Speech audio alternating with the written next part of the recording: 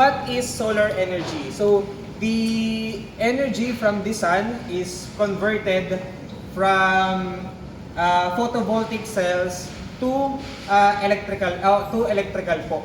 So, itong sun po ito po is nagpo-produce ng maraming energy na in terms of irradiance, na yun yung absorb ng ating solar panels. And with our solar panels, from photovoltaic, nako-convert niya into direct current voltage po. So itong DC voltage po nito from this solar panel pupunta ngayon sa inverter. So what is the inverter? Inverter parang converter po ba to transform, to change.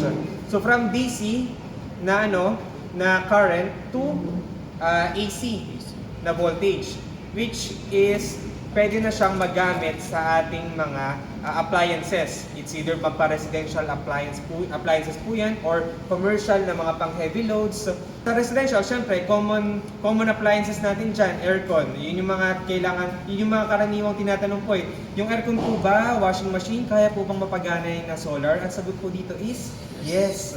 Kasi ang commercial, dahil from commercial and industrial na merong heavy equipment and heavy machineries, kayang pagganahin ng solar.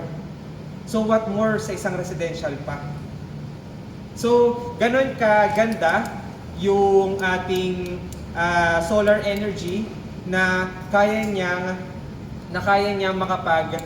pagana ng ganon kalalaking mga appliances or mga equipments.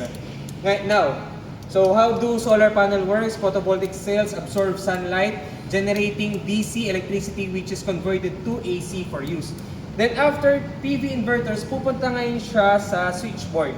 Ito na yung papunta sa panels, sa mga breakers natin, tapos siya na yung mag-distribute sa ating mga appliances sa bahay.